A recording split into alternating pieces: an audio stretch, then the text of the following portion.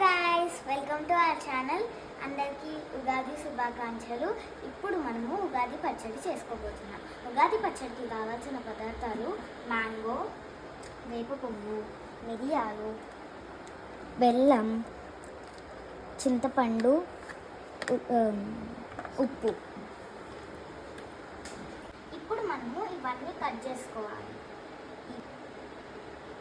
ఈ వేప పువ్వుని ఇట్లా చేస్తాం.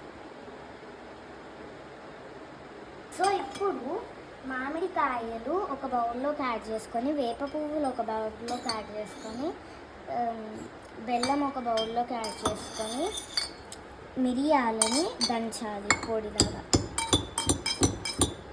ఈ చింతపండుని వాటర్లో నానబెట్టుకోవాలి. ఇప్పుడు మనం చేసుకుందాం.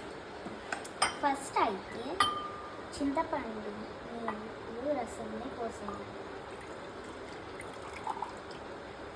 దాని తర్వాత బెల్లం వేసుకోవాలి.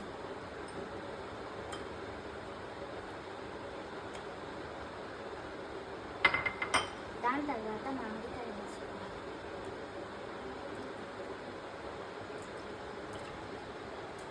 ఇప్పుడు దంచిన మిరియాల పొడిని వేసుకోవాలి కొంచెం. దాని తర్వాత వేప పువ్వుని ఒక స్పూన్ వేసుకోవాలి. ఈ మూడు ఒకటే స్పూన్ వేసుకోవాలి. ఇప్పుడు మిక్స్ చేసేయాలి. మన ఉగాది పచ్చడి రెడీ.